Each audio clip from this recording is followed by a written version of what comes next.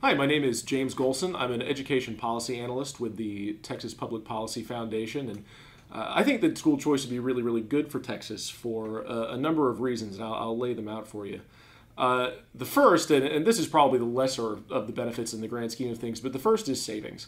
If you look at tax credit programs, voucher programs that have gone into place in other states, you have seen those programs have the ability to educate, or not necessarily educate students for less money than a traditional public school, but it's less of an investment for the state ultimately. So where, for instance, in Texas, it costs around $8,000, $9,000, depending on the number you use to educate a student in a public school.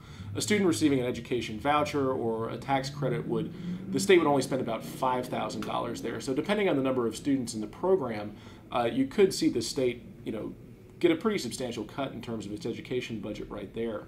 The second benefit, to my mind, to school choice, obviously, is academic gains for the student. Historically, students who participated in education scholarship programs, choice programs around the country, whether you're talking Louisiana, whether you're talking Indiana, whether you're talking the Horizon Scholarship Program that we had here in Texas, pretty much universally you saw students who were actively participating in the program using a scholarship have their testing scores and whatever that state's test program was rise. But what's interesting is that it's not always the students who are in the program that receive the benefits. It's students in the community around the program as well. And the best example of that is the Edgewood program in San Antonio. Not only did the actively participating students see their academic scores grow up, but the entire school district, any public school in the periphery range of the scholarship program saw their scores go up as well. So it's an argument for competition against the public school system. The idea that the public schools will raise their game to improve to compete against the private schools, that's a benefit as well. Thirdly, the community as a whole, and this one really, the Edgewood program is the best argument for this. The community as a whole can benefit from a competitive education system. In the Edgewood School District in San Antonio, during the 10-year run of the Horizon Scholarship Program, the property values in the school district went up. Graduation rates across the board went up. College participation for the school district went up, and that was for the public schools, not just for the private schools. And lastly, we have in Texas a growing and increasingly diverse student body. And, as good as many of our public schools are, the fact of the matter is that the public schools are not necessarily going to be the best option for an individual student in that area. Even if it's a good school, just because it's geographically close to you doesn't mean that it's always going to be the best option for a given student. Even if a student is in a high-quality school district, providing them with more options, giving them a chance to attend a private school, might allow them access to an education that better suits their specific needs. And finally, school choice is something that a lot of Texas parents want. Right now, the Texas Charter School Association estimates that there are 100,000 students on wait lists to attend charter schools in Texas. And that speaks to the fact that there are a lot of parents that want an alternative to the traditional public education system. And anything we can do to bring school choice in, whether it's public school choice by adding charters, whether it's private school choice by instituting education tax credits or education vouchers, that would meet the needs of a lot of parents in this state. And that's why I think school choice is good for Texas.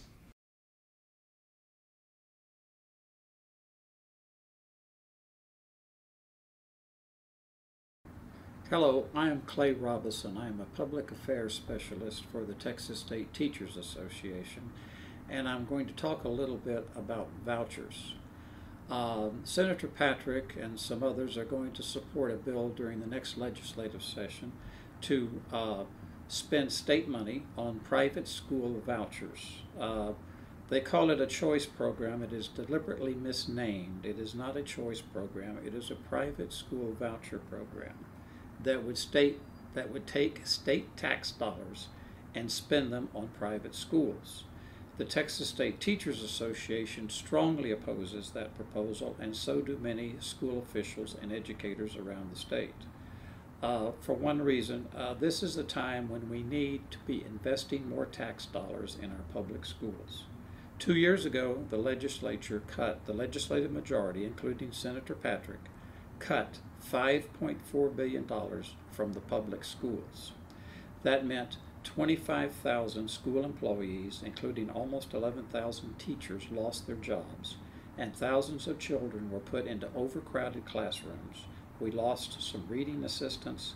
Some parents had to pay for their kids to ride the school bus, and we lost some textbooks became more outdated. The support system for the public schools was weakened.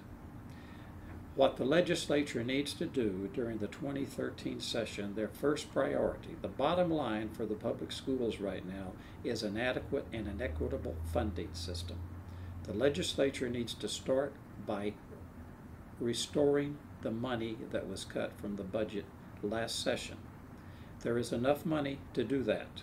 There is $8 billion in the state's rainy day savings account, and the tax collections are running $5 billion ahead of what was projected when this budget was set and the cuts were imposed 2 years ago. The private voucher scheme is a dance around the real issue. It's an experiment that's unproven.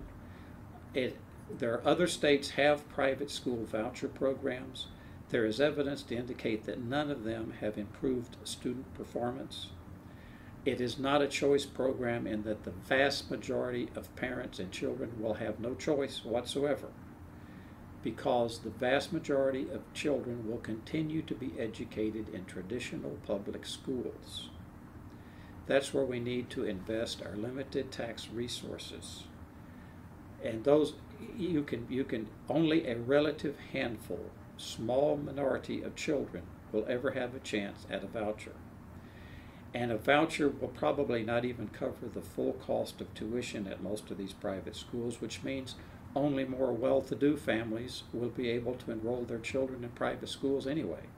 It makes even less sense to spend tax dollars helping upper-income families send their children to private school that they can already afford anyway. Private schools have no accountability to the state. They can cherry pick the students. They don't have to take special education students. They don't have to take students with special needs. Public schools take all comers. And that is where we need to invest our tax dollars.